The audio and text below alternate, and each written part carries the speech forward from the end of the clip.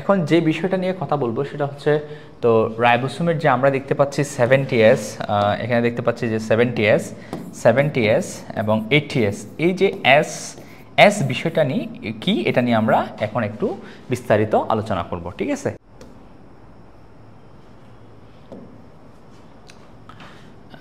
So দেখো এসটা কি, S হচ্ছে তোমার বলা হচ্ছে এসকে বলা হয়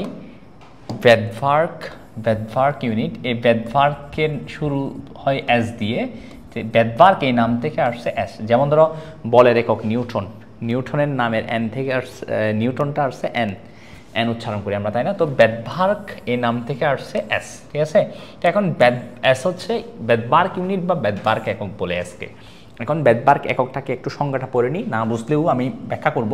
দেখো, সেন্ট্রিফিউজ যন্ত্রের দ্রুত ঘূর্ণন প্রক্রিয়ায় বিভিন্ন ভর সম্পন্ন বস্তুর অধ্যক্ষেপণ হারকে বেদভার্ক একক বলে। এখন আমাদেরকে প্রথমে বুঝতে হবে সেন্ট্রিফিউজ জিনিসটা কি। এখন সেন্ট্রিফিউজ জিনিসটা বুঝতে হলে দেখো, যদি আমরা বলি ধরো তুমি একটা টেস্ট টিউব নাও, এটা ধরো একটা টেস্ট টিউব। এখন এই টেস্ট টিউবের মধ্যে বিভিন্ন ভরের কণা আছে। ধরো কিছু আছে হচ্ছে বড় পার্টিকেল, এই ধরো এখানে একটা দ্রবণ আছে, দ্রবণের ভিতরে কিছু বড় বড় কণা আছে। আর কিছু ধরো আছে হচ্ছে তোমার মাঝারি টাইপের কণা, এগুলো হচ্ছে মাঝারি, ঠিক আছে? আর কিছু আছে একদম ধরো ছোটো ছোটো কণা, একদম ছোটো ছোটো কণা। এখন তাহলে দেখো এটা একটা দ্রবণ, ওই দ্রবণের ভিতরে ধরো বিভিন্ন কি আছে, ভর সম্পন্ন ছোটো বড় অনেকগুলা কণা বা পার্টিকেল এখানে আছে। এখন তুমি চাচ্ছ এই কণাগুলাকে আলাদা করতে স্তরে স্তরে, ধরো বড়গুলাকে নিচের দিকে, ছোটোগুলা মাঝারিগুলা এর উপরে, একদম ছোটোগুলো হচ্ছে সবার উপরে, এরকম স্তরে স্তরে তুমি তাদেরকে পৃথক করতে চাচ্ছ। এখন কি করতে হবে, এই টেস্ট টিউবের ভিতরে থাকা দ্রবণটাকে তুমি একটা মেশিনের ভিতর নিয়ে দ্রুত ঘুরাতে হবে, ঠিক আছে? দ্রুত কি করতে হবে, ঘুরাতে হবে। এই যে এখন দ্রবণটাকে তুমি যদি এরকম কোনো একটা মেশিনের ভিতর নিয়ে যে দ্রুত ঘুরাও, কি উদ্দেশ্যে, যেন বিভিন্ন ভরসম্পন্ন বস্তুগুলো পৃথক হয়ে যায়, তখন তুমি তাকে বলবো সেন্ট্রিফিউজ। এখন ঘুরাইলে কিভাবে পৃথক হয় ব্যাপারটা যদি আমরা একটু লক্ষ্য করি, ধরো আমরা যদি একটু দেখি, এই যে এই জিনিসটা যখন তুমি এটাকে ঘুরাবা, ঠিক আছে? এটাকে যখন কি করবা, ঘুরাবা, তখন যে বিষয়টা লক্ষ্য করবা তুমি, এটা যখন ঘুরবে, ঠিক আছে? এটা যখন ঘুরতে থাকবে, তখন কি হবে, এটার উপর এক ধরনের বল কাজ করবে। এটার উপর এক ধরনের কি কাজ করবে, এই কণাগুলার উপর এক ধরনের বল কাজ করবে, ঠিক আছে? এক ধরনের কি কাজ করবে, বল কাজ করবে। ব্যাপারটা আমি একটু বলি তোমাদেরকে। যেমন তুমি যদি একটা সুতার সাথে, ধরো এটা একটা পাথর বা কোনো একটা বস্তু, এটা তুমি একটা সুতার সাথে বেঁধে এভাবে ঘোরাচ্ছ, ঠিক আছে? ধরো ঘোরাচ্ছ, এভাবে ঘুরতেছে, ঠিক আছে? এখন তুমি যদি ওই বস্তুটাকে ঘোরাতে ঘোরাতে হঠাৎ করে ছেড়ে দাও, তাহলে বস্তুটা দেখবা অনেক দূরে গিয়ে পড়ছে, ঠিক আছে? এখন কারণ কি, জিনিসটা তুমি ছেড়ে দিচ্ছ, ছেড়ে দিলে তো এই জায়গায় পড়ার কথা, এটা অনেক দূরে গেলে কোনো, তার মানে বুঝছো, কোনো একটা বস্তু ঘুরলে তাকে কিন্তু বাইরের দিকে একটা বল কাজ করে বাইরের দিকে নিয়ে যাওয়ার জন্য, যে বলটাকে বলা হয় কেন্দ্র, যে বলটা বাইরের দিকে কাজ করে সেটাকে কেন্দ্রবিমুখী বল বলে। তাহলে কোনো বস্তু ঘুরলে কি কেন্দ্রবিমুখী বল উৎপন্ন হয় বা কাজ করে। যেমন ধরো আমরা যদি সিএনজি বা এরকম গাড়ির কথা বলি, সিএনজি যখন বাঁক নিয়ে দ্রুত, ঠিক আছে, তখন আমরা দেখি আমাদের উপর কোনো বাঁক দিয়ে যখন সজোরে গাড়ি ঘুরে, তখন আমাদের উপর এক ধরনের প্রেশার কাজ করে, আমাদেরকে বাইরের দিকে মানে নিক্ষেপ করতে চাই ওই বলটা, ঠিক আছে? তো আমাদেরকে শক্ত করে গাড়ি ধরে রাখতে হয়, নাহলে কিন্তু আমরা বাইরের দিকে ছিটকে পড়বো। তো ব্যাপারটা হচ্ছে অনেকটা এরকম, যে কোনো বস্তু ঘুরলে তার উপর একটা কেন্দ্রের বাইরের দিকে একটা বল কাজ করে। সো এখন যখন তুমি এই টেস্ট টিউবটাকে ঘোরাবা, ঠিক আছে, তো এখানে যে পার্টিকেলগুলো আছে, এই পার্টিকেলগুলোর উপর এক ধরনের বল কাজ করবে, যেটাকে বলা হচ্ছে কেন্দ্র বিমুখী বল, বলা হয় সেন্ট্রিফিউগাল ফোর্স। কেন্দ্রবিমুখী বলকে কি বলা হয়, সেন্ট্রিফিউগাল ফোর্স। এখন এই বল কাজ করার ফলে বলগুলো কাজ করবে যে সমস্ত বড় কণা আছে, সেই বড় কণার উপর আগে বলগুলো কাজ করবে, যার কারণে বড় কণাগুলো কি হবে, এই বড় কণাগুলো আগেই তোমার দ্রুত তলায় এসে জমা হবে, ঠিক আছে? দ্রুত তলায় এসে জমা হবে, বড় কণাগুলো দ্রুত তলায় এসে জমা হবে, ঠিক আছে? এরপর এই বলটা তোমার কাজ করবে হচ্ছে,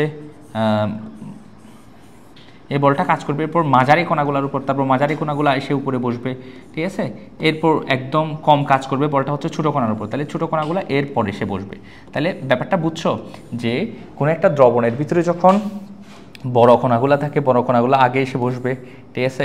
এরপর বসবে হচ্ছে ছোটো কণাগুলা, ঠিক আছে, মাঝারি কণাগুলা, এরপর বসবে হচ্ছে কি একদম যে ছোটো ছোটো পার্টিকেল আছে, এগুলা তোমার এর উপর আসবে। তাহলে কি বুঝছো, যে কোনো একটা বস্তুকে যখন আমরা ঘুরাবো, কোনো একটা বস্তুকে যখন আমরা কি করাবো, ঘুরাবো, তখন তার ভিতরে থাকা বিভিন্ন কণাগুলা কি হয়, নিচের দিকে অধঃক্ষেপিত হয় বা নিচের দিকে জমা হয়। ঠিক আছে, তো জমা হওয়ার হার হচ্ছে যেগুলো বড় কণা, ঠিক আছে, এই বড় কণাগুলো হচ্ছে আগে জমা হবে, আর ছোটো ছোটো কণাগুলো এরপর, আরও ছোটো কণাগুলো এরপর। এখন দেখো এই যে তোমরা দেখতে পাচ্ছ এখানে যে, যদি আমি একটু ব্যাপারগুলো একটু বলি, দেখো এখানে যদি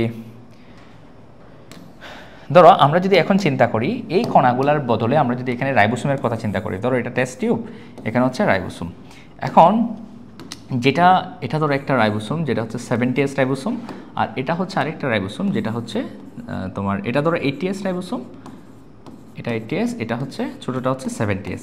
এখন তুমি যখন রাইবোসোম 70S বা 80S রাইবোসোমকে নিয়ে ঘুরাবা, ঠিক আছে, দেখা যায় এই যে 70S যে রাইবোসোম, এই 70S রাইবোসোমটা আগেই কী পড়বে, দ্রুত নিচের দিকে তলানি পড়বে 70S হারে। ঠিক আছে, আর কীরকম ব্যাপারটা যদি এরকম একটু বলি তোমাদেরকে, ধরো তোমরা দুই বন্ধু গাড়ি চালাচ্ছ, একজন হচ্ছে 20 কিলোমিটার পার আওয়ারে, আরেকজন হচ্ছে ধরো 50 কিলোমিটার পার আওয়ার বেগে চালাচ্ছ। ঠিক আছে, এখন দেখি আমাকে বলো তো কে আগে পৌঁছাবে গন্তব্যের মধ্যে, যে অবশ্য 50 কিলোমিটার পার আওয়ার বেগে চালাচ্ছে এরকম, সেই আগে পৌঁছাবে। তো এখানে যেই রাইবোসোমটা হচ্ছে 80S, সেই রাইবোসোমটা আগেই কী পড়বে, সেন্ট্রিফিউজ করার সময় আগেই তলানি পড়বে, ঠিক আছে, অধঃক্ষিপ্ত হবে সেজন্য।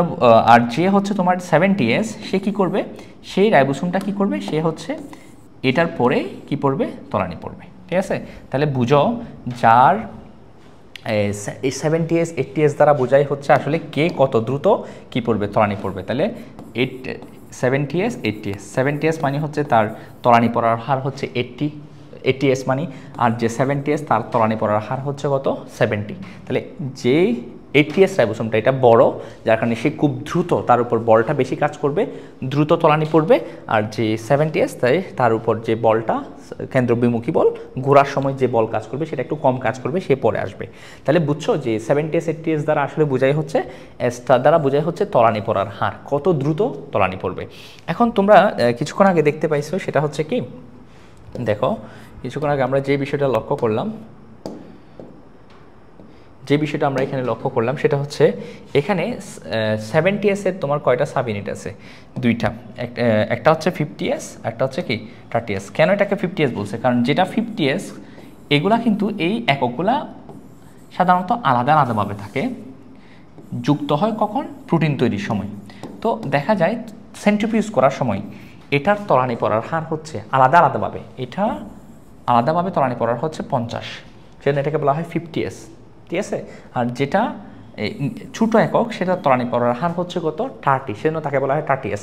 কিন্তু তুমি যদি এই দুইটাকে একসাথে যুক্ত করে দাও, 50S এবং কত 30S একসাথে যদি তাদেরকে যুক্ত করে দাও, তখন তারা তলানি পড়ে হচ্ছে কত হারে, একসাথে যুক্ত অবস্থায় তারা তলানি পড়ে হচ্ছে 70S হারে, সেজন্য তাকে আমরা যুক্ত অবস্থায় বলবো 70S। এটাও ঠিক সেম, আলাদাভাবে এটা বড় এককটা আলাদাভাবে তলানি পড়ার হার হচ্ছে 60S, আর এটা তলানি পড়বে হচ্ছে 40S হারে সেন্ট্রিফিউজের সময়। আর যখন দুইটাকে যুক্ত করবা তখন তারা কি কোন হারে তলানি পড়বে, 80S হারে। ঠিক আছে, যুক্ত অবস্থায় তারা 80S হারে তলানি পড়বে, সেজন্য তাদের এককগুলাকে, বড় একককে বলা হয় 60S, কারণ সে 60S হারে তলানি পড়তেছে সেন্ট্রিফিউজের সময়। ছোটো একককে বলা হয় 40S, কারণ সে 40S হারে তলানি পড়তেছে। আর যখন যুক্ত অবস্থায় থাকে তখন তলানি পড়ার রেট হচ্ছে 80, সেজন্য তাকে বলা হয় 80S। তাহলে বুঝতে পারছো আসলে তোমার এসটা কি, এসটা হচ্ছে মূলত সেন্ট্রিফিউজের সময় কি হারে, ঠিক আছে, কণাগুলা তলানি পড়তেছে সেই ব্যাপারটা। তাহলে দেখো তো সেন্ট্রিফিউজ যন্ত্রের দ্রুত ঘূর্ণনের প্রক্রিয়ায়, ঠিক আছে, বিভিন্ন বলসম্পন্ন বস্তুর অধঃক্ষেপণ বলতে কি বোঝানো হচ্ছে, নিচে তলানি পড়ার ব্যাপারটাকে, হারকে কি বলা হয়, ব্যাকভার্ক একক বলে। তাহলে আশা করি ব্যাপারটা তোমরা বুঝতে পারছো। ঠিক আছে।